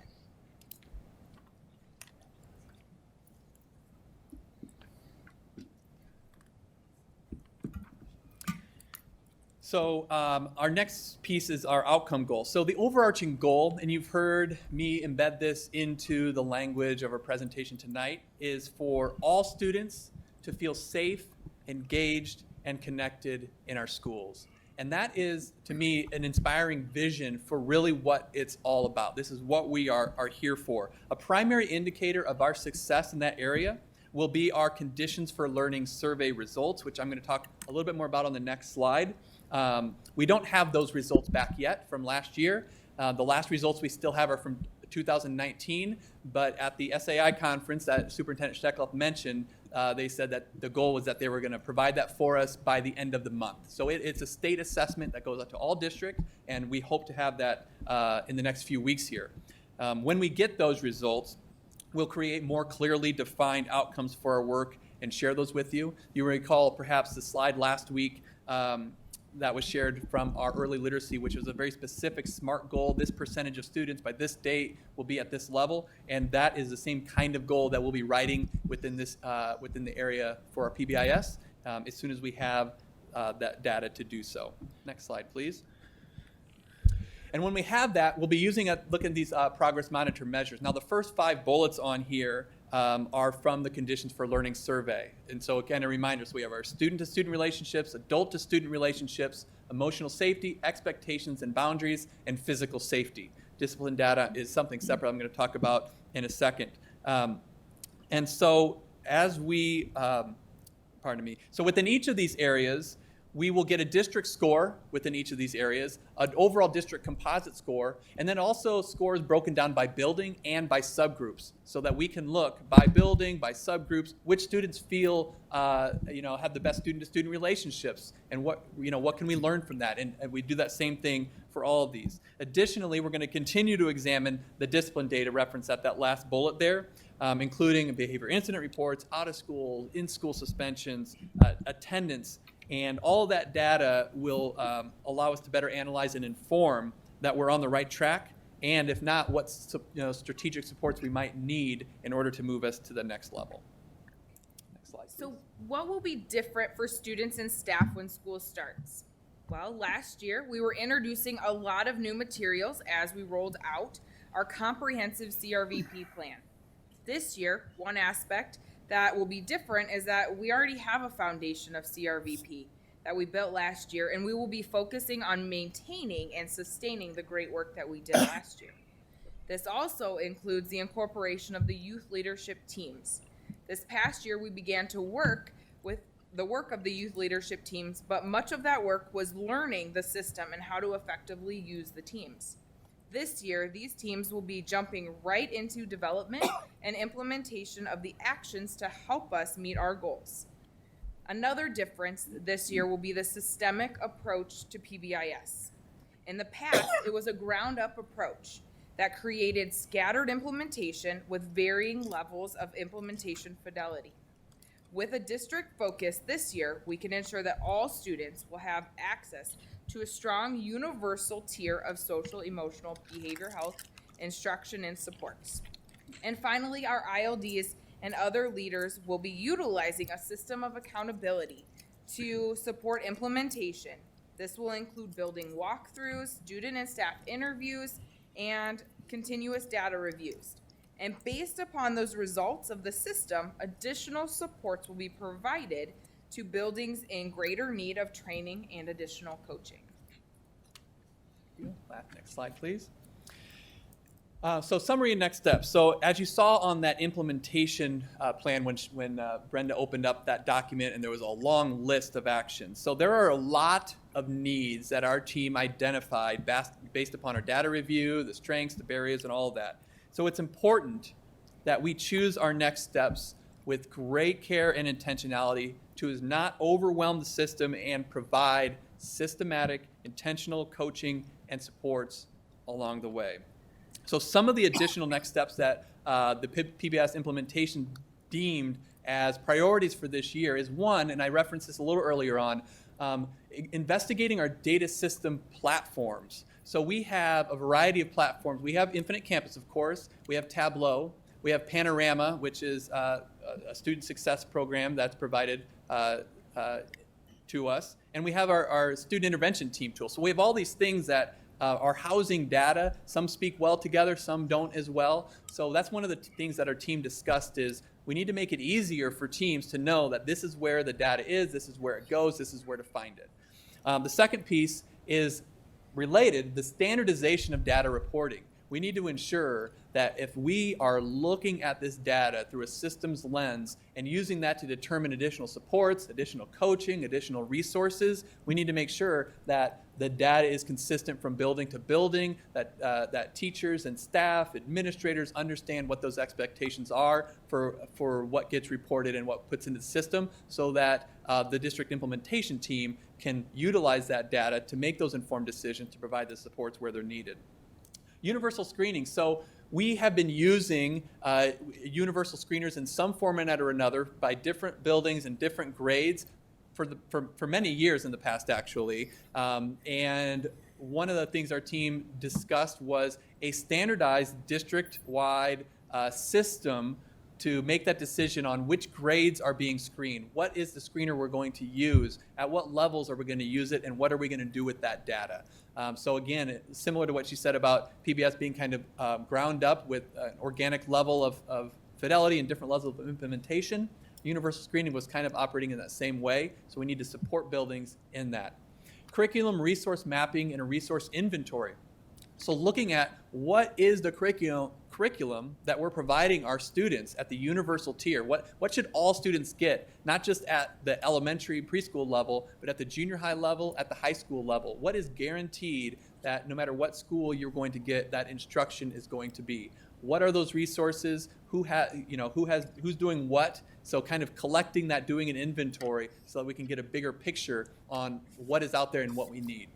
And then finally, related to all of that, is once we determine all of that, coordinating budget implications, if there are any, related to ESSER. At this time, there are not a specific thing that we're asking related to this, but as we look at the data and we look at needs and determine next steps, there's potential for that, but that would be that next step for number 5. So that is our presentation. Again, thank you again, Ms. Talbot. And I am, again, really excited to begin or continue with this work with that enhanced district focus, and we welcome any questions. Director Beck. You know I have questions. So I guess I've got a couple. So I did hear that we're taking successful work, things where things are working well already, because we know some schools really have this stuff down, and we're willing to duplicate it or at least investigate what's going well, and tailor it to where it needs to be. That makes me happy. I guess my first question is, you talked about consistency of data reporting, and that really gets at the heart of our disproportionality to me, in terms of how do staff and teachers react to specific behaviors, right? And so how are we making sure that our reactions are consistent to the behavior and not, you can't eliminate every ounce of bias, but to the best of the ability, eliminating implicit bias. So is that built into this? Absolutely. So cultural responsive practices, there is no functional PBS system if it doesn't include that cultural responsive practices within it. And so that it absolutely is a part of that conversation, is how we can look at some of those pieces, look at labels like defiance and disruption, and determine where that line is between a cultural behavior versus just like an egregious behavior in a classroom. So we began that work, and it's definitely going to be embedded into our PBS work. In fact, tomorrow afternoon, when we're starting to dig into this with our building leadership teams, we have that discussion of embedding some of those pieces into our work moving forward. Okay. I think did you have something? Mm-hmm. Okay, go ahead. No, that's okay. I just wanted to piggyback off what was being said. And we envision a time where all of our buildings are calibrated, knowing exactly what is a major or a minor. What would you call this behavior? What would you call this? Should the student be removed? Should the student not be removed from that? And the exciting part about that is there's only one way to do that, and that's to sit around the table and do scenario work and talk it out, and do that at every level. Because in order for us to move forward, to be able to change, to make the changes that you're talking about, we have to be talking about the same thing. Because what I think what you're getting at is what's disrespectful to me is not disrespectful to you. So just get rid of disrespect and talk about the behavior. And so that's kind of the theme of that first part of it. And we've done a little bit of that inside of our principal meetings. And so that is the absolute most important thing that we can do is get our data dialed in. What are we looking at? And those are the gist of those first couple of bullets. Okay, that I think is important. No two people are exactly the same, and so as much as I'm a scientist and I want evidence and data, we're still talking about qualitative information, and when we're talking about behaviors, but as much as we can build relationships, people become more tolerant and able to handle different types of behavior. So I would assume also within this is relationship building between teachers and students and all of the other staff that are involved in a student's daily life. The foundation of all education is a relationship, and definitely embedded into our SCBH or PBIS that is the heartbeat of all of it. Okay. If you want students to start to trust and build a relationship, one of the first things you can do is create a predictable environment. There's common rules, there's themes, there's things that I know that I can rely on when I get to school, and that's the foundation of it. And then when things aren't working, I know that there are adults there. And that's that multi-tiered system of support that we were talking about. Cool. Second question. I did notice your list of people included like social work types. Do we have, for example, I know we talked about when we talked about implementing CRVP, we wrapped it around everyone, bus drivers, paras, substitutes, as much as we could. So are we talking about, I know we don't necessarily expect the same level of implementation from, say, a para or a sub or an SRO, for example, but are they included in these trainings so that we're making sure that everybody that a student encounters is? Yeah, so this first level of this implementation team is planning out what are the steps we need. And so the next steps as far as, okay, what other groups, what other teams, what other stakeholders do we need to make sure that we're bringing into this so that we reach toward that goal? So that is yet to come and yet to be determined about how we do that. But it's certainly something that we need to make sure that we, again, utilize that process to engage all stakeholders and make sure everyone has that communication. Okay, awesome. And then my last question was about scheduling. So I was happy to see when you linked out to, from that implementation plan, like a booster presentation for, you already know PBIS, but it's the beginning of a new school year. Here's, we're going to refresh. And I think that's awesome because you need to do that. But as you said, we don't want to overload the system. So is there someone kind of taking a bird's eye view and making sure that we're not scheduling 17 different trainings that could possibly be done at once and that kind of thing, so that people aren't just being bombarded with stuff? Well, I will tell you that the work of our cabinet, our instructional cabinet, Dr. Barney, Dr. Stevenson, Mr. Driscoll, and myself are on on both of these things to ensure that we do have our hands in both of them. Now, obviously, Dr. Barney and I have taken more of a lead in the PBIS piece and attending early literacy to kind of make sure we know and can understand and support. And Mr. Driscoll has taken that lead on that, and vice versa. And Ms. Stevenson, or Dr. Stevenson, has been at everything. And so we want to ensure, especially within our new structure, that we're doing just that we have a broad understanding of how these things fit together so that we aren't overlapping and double booking all these different things. Okay. Thank you very much. Absolutely. Dr. Kleindro. I am very well versed in PBIS. I taught at McKinley 10, 11 years ago. They embraced it. I will tell you, though, as a teacher, I fought it because I don't believe my rules in my room have to be the same as your rules in your room. I believe in allowing a teacher to have some discretion there. So at first, I was not quite on board with that. But my expectations were clear. Kids in that room knew what I expected. And I think that's more important than we all follow the same steps. So that being said, I also appreciate the fact that you heard us last week. Teachers, classroom teachers must be on this committee. I would also like the next presentation to have a teacher who has lived through this, say at McKinley School or other buildings that have embraced it. I would like to hear their side. Just like tonight, I appreciated hearing a classroom teacher that has worked with 95%. So I guess any kind of presentation where it's going to the classroom, I want to hear from those people and what they think of it. So I'd appreciate that in the future. Thank you. Director Poston? Oh, first of all, I was going to ask the same thing as far as having a teacher here. So that was very valuable tonight. Can you identify, besides McKinley, any other schools that have really embraced the PBIS and, you know, where they are now, and are they going to have to make a lot of changes to adapt to what you're presenting now? Well, I can talk to you about SMART, but I'll turn it over to Ms. Talbot to talk about where you all are in that process.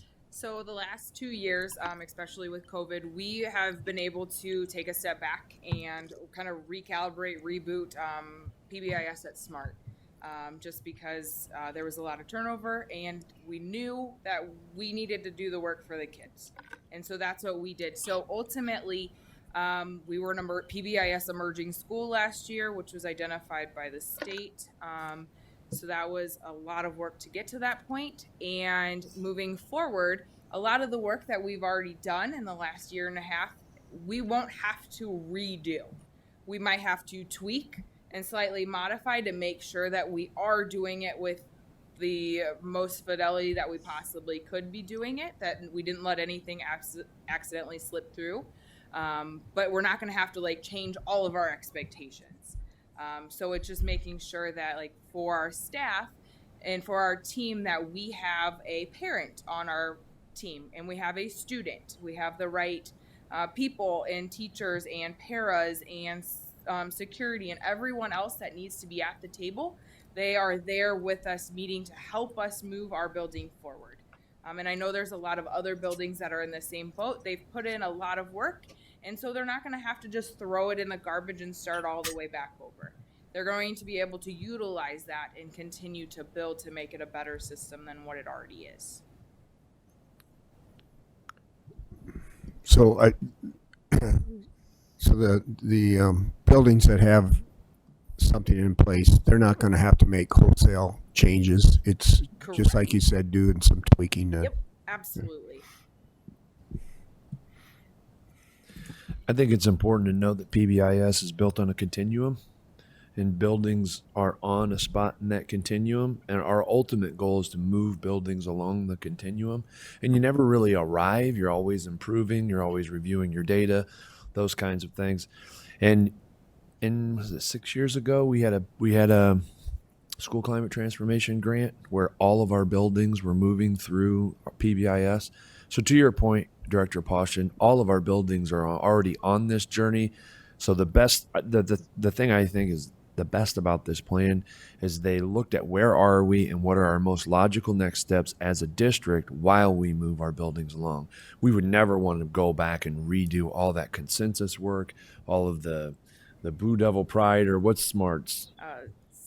SOAR. Being respectful to self, others, adults, and resource. And so from there, all your classroom rules can be individually built off of that. So there's lots of the groundwork is there, and we wouldn't go back and ask all of that work to be done because it kind of has been ingrained into the culture. Mm-hmm. Now it's time to make sure our data systems are right, make sure we identify where people are on their journey, their continuum, and continue to move that forward. And then review the data and hold our system accountable. So I applaud the work that is being put together, the thought behind it. It has been immense in such a short period of time, and it's an absolute right work at the right time. So I really appreciate you guys.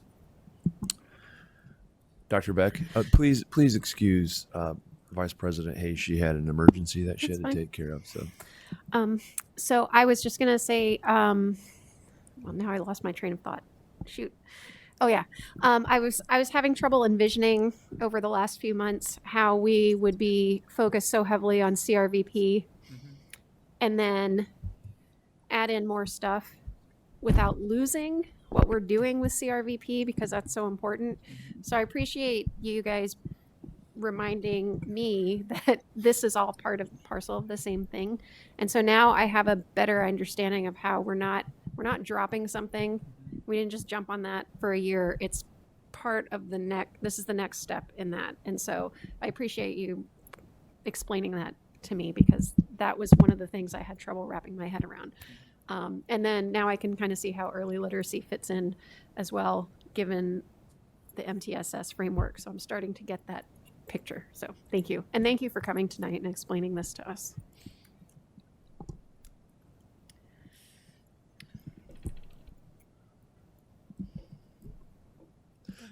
Director Boston. So you get this all implemented and everything, and so then you've got a teacher in the building. She's taught for 25, 30 years, and she says, I am not going to follow PBIS. How are you going to approach that? Well, I would look at the data to start, and it would seem to me, I say that cautiously, I guess, it would seem to me that if someone is like, I refuse to provide positive behavioral interventions and supports to my students, there's probably more going on in that classroom that needs to be addressed. Because this, I guess I would start by like trying to dig a little deeper into that and say, what don't you agree with about teaching expectations for your students? What don't you agree with about providing support to students that have, struggle with emotional health and behavioral health? Like where is there a comment like that from a teacher is based probably upon misunderstanding of what PBS framework is. And so I guess I would start with better supporting that teacher and providing coaching and support to let them know what the big picture about what we're talking about. It's not a special curriculum, like as I mentioned. It's the framework to supporting the social, emotional, and behavioral needs of all of our students to create a safe environment for all of our students. I think to piggyback off of what Dr. Klipsch is saying is these conversations happen all the time. Because sometimes when you look at, say, a presentation was given about positive praise, and the person giving the presentation is a very bubbly, outspoken, outgoing person, which might be the exact opposite of myself. And so, but praise can come in many different ways and forms. It can come from a thumbs up. It can come from a gentle pat on the shoulder saying you're doing a great job. So the conversations then morph into, well, what does that look like in your classroom? And really, there are some tenets in there that are just non-negotiables. You have to have classroom rules. You have to. So a lot of those discussions are based around, okay, I don't like this portion of it. Okay, well, let's see what it would look like in your room for you, individualized, because not all teachers are the same, not all buildings are the same, and so that needs to be taken into account for. I've personally had that conversation a handful of times, and it's usually over a couple of components here or there, and it usually comes around to, like, I'm not a bubbly praise person. I don't want to do that. I'm like, okay, well, let's talk about the different ways that your kids receive that from you. Because an excellent teacher doesn't really know how they're praising their kids. They're just doing it. They have wonderful lessons that are developed. They're timed. It's just the way it is. And so going into the classroom, talking with teachers like, well, your praise ratios are way up, or this really works for you. Utilize that system for you. And so I think it's really important to meet people where they are, and that's why it's important not to be canned with a lot of things and put things on a continuum. But that's exactly right. And then for those people that say they don't want to have rules in their classrooms and don't want to praise, then the tough conversation starts, because we will have classroom rules, and we will praise our students, and we will correct our students. all of those key components. We will have a tiered system of support for when things don't happen. None of those things are not negotiable. So how it works and how your rules roll out in your classroom, you heard Director Kleindrum have that same conversation, and she came to the realization of it. So I think that's the art, to use Lisa's, that's the art and science of working with adults as well. And I think I have to say, I think Nicole has done an outstanding job putting some of those systems at place at Smart. We're very proud of the work that you've done there. And so thank you so much for coming and presenting to us tonight. And I know you've got a little one at home too. So thank you for that very much. I know that you have looked at Smart as a system, and we're very fortunate to have you here, because I'm not going to say that last part, but thank you very much. Did we just catch TJ filtering himself for a second? I was filtering myself. Well, she was nominated for the state award. I was going to embarrass her, but then I didn't want to embarrass her. It's true. Congratulations. Director Gosa or Director Potts, do you have anything to add? No, I'm good. I'm good as well. Great presentation. I like the back and forth as well. Thank you. Director Kleindrum? And I do think, I mean, I did come around to it. I actually was on my site committee to go to meetings and things like that. But I do think it's how you roll it out to people. And it's just the way I am.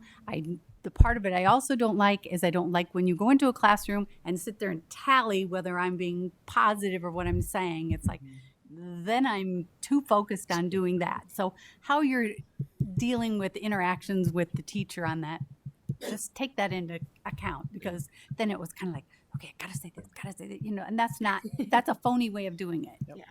It came to me naturally, but when people came in, it was like, I go out of my room. I can't do this. Definitely a challenge of doing fidelity, To watch me. implementing something with fidelity is definitely a challenge, because those types of things occur. And Yeah, and they're tallying away, and you're just like, okay, not my thing. And I did get permission that Nicole was nominated for the PBIS Person of the Year for the state of Iowa. So thank you. That's what I wanted to say. But I didn't want to embarrass you. So thank you. Okay, thank you. And I just wanted to also thank you for the consistency with the framework. And no two buildings are the same. You can't cookie cut this idea into that one, but what works for your building, as long as you're doing the same thing, that's all that matters. Thanks. Are there any board requests? Any administrative reports? Not this time.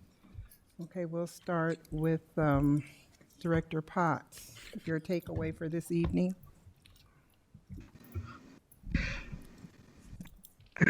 I would say I got two. My first is the AVID presentation, and part of that is I have familiarity with the program, but it's an extremely effective program. It requires those kids to really work hard to be successful. My second takeaway would be the PBIS presentation, very detailed, very engaging. Once again, the summary, Dr. Klipp saying, relationships make schools work, and relationships screw things up. And you develop positive relationship with kids and teachers and administrators and parents, things will work out very well for teachers, students, parents, and administrators.